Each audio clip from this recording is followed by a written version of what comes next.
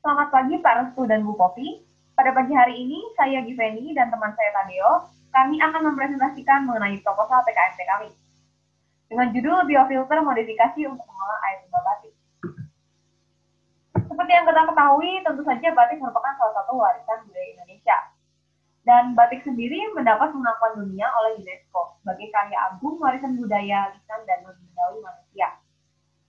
Batik sendiri awalnya dibuat dengan cara tradisional. Namun, seiring perkembangan zaman, batik juga masuk ke era industrialisasi. Hasil dari proses pengolahan batik menghasilkan zat cair yang mengandung zat-zat kimia berbahaya. Dan tentunya zat-zat ini harus diolah terlebih dahulu, karena jika tidak dapat menimbulkan berbagai macam penyakit dan pencemaran lingkungan. Zat warna yang terkandung dalam limbah batik umumnya sukar terdegradasi, karena sifatnya yang mampu menahan kerusakan oksidatif dari cahaya matahari, sehingga dibutuhkan waktu yang cukup lama untuk mendegradasinya. Kemudian, salah satu hal yang bisa mendegradasi limbah batik adalah dengan menggunakan jamur white rot fungi. Mekanisme dekolorisasi secara enzimatik oleh jamur adalah dengan hasil sekresi jamur yang nantinya dalam media kultivasi enzim akan memecah ikatan aromatik pada senyawa kompleks. Enzim tersebut yaitu lignin peroksidase, mangan dependen peroksidase, oksidase 1 glukosa, oksidase 2 glukosa, fenol oksidase, dan lakase. Berdasarkan permasalahan yang ada, maksud dari penelitian ini dilakukan untuk mengembangkan metode yang efektif untuk menguraikan senyawa organik dan dekolorisasi limbah batik dengan menggunakan Phanerochaete chrysophoreum. Permasalahan: bagaimana pengaruh imobilisasi Phanerochaete chrysophoreum pada limbah kulit kacang kedelai untuk menguraikan senyawa kimia organik yang terkandung di dalam limbah batik? Tujuan khusus yaitu menginovasi pengolahan air limbah batik dengan Phanerochaete chrysophoreum yang terimobilisasi pada media kulit kacang kedelai. Keutamaannya, tentunya perlu adanya informasi mengenai metode dekolorisasi air batik yang efisien dan ekonomis serta tidak merusak lingkungan. Luaran penelitian yang diharapkan yaitu adanya publikasi dalam bentuk artikel atau jurnal ilmiah di jurnal Kalistra. Manfaatnya ada dua, yaitu yang pertama untuk ilmu pengetahuan, tentunya akan menjadi pembanding bagi peneliti lain dalam penelitian serupa, sehingga dapat menjadi masukan bagi perkembangan ilmu pengetahuan di bidang bioremediasi perairan. Untuk pemerintah, pelaksanaan ini diharapkan dapat membantu pemerintah untuk mengatasi permasalahan limbah batik di Indonesia.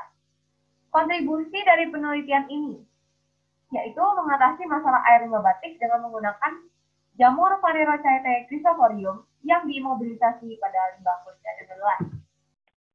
Jamur yang akan digunakan yaitu merupakan Phanerochaete chrysophoreum, yaitu merupakan jenis water fungi. Water fungi sendiri itu merupakan jenis fungi yang mendegradasi lignin pada kayu dan meninggalkan selulosa berwarna cerah hingga warna sampai mendekati putih. Karena itu namanya disebut water fungi. Nah, Phanerochaete chrysophoreum itu merupakan jenis water fungi yang memiliki kemampuan khusus yaitu untuk mendegradasi polimer lignin aromatik yang melimpah tanpa mempengaruhi selulosa putih.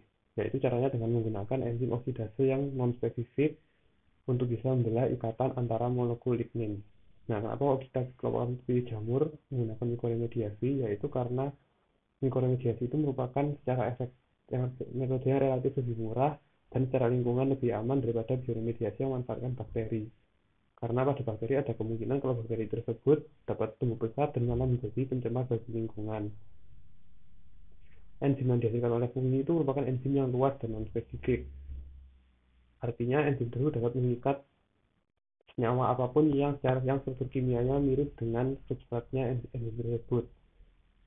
Karena itu juga menggunakan mikromediasi menguntungkan.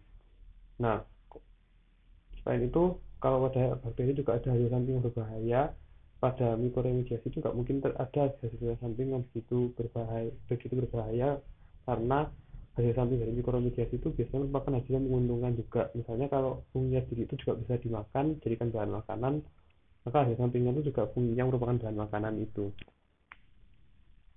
Nah, Phanerochaete chrysophoreum ini merupakan jamur yang cukup umum digunakan untuk mikroremediasi.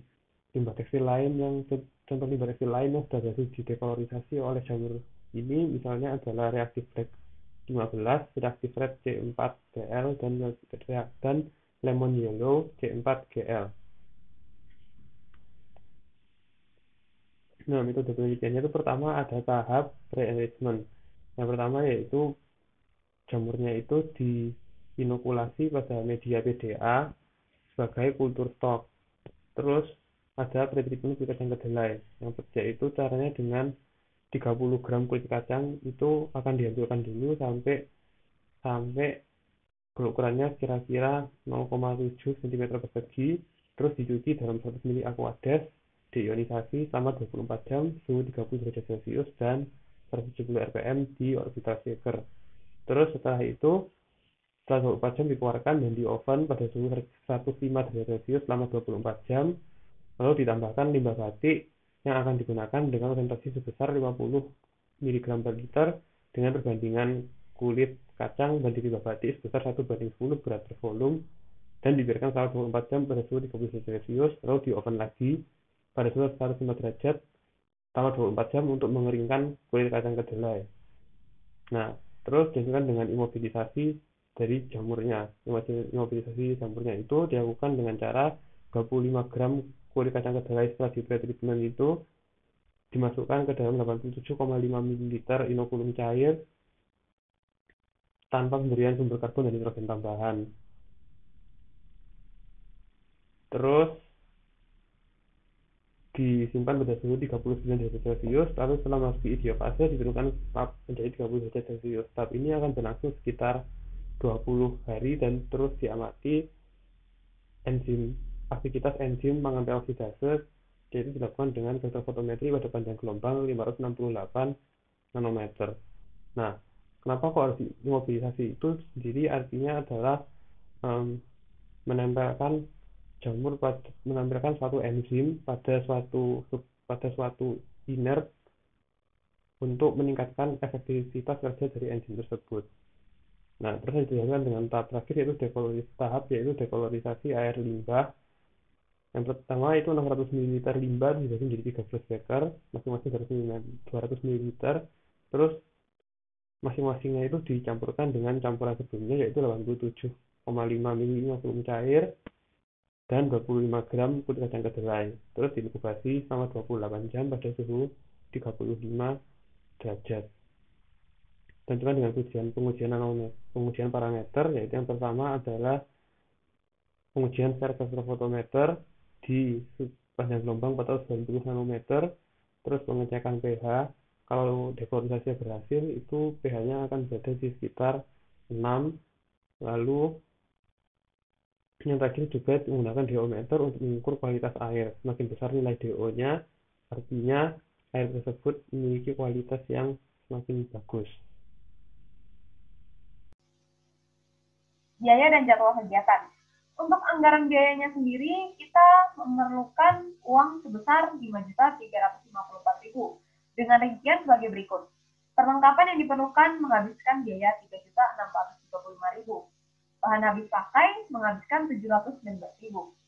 Perjalanan 600.000, lain-lain 400.000. Jadwal kegiatan. Untuk jadwal kegiatan sendiri terdiri dari bulan 1 hingga bulan 5.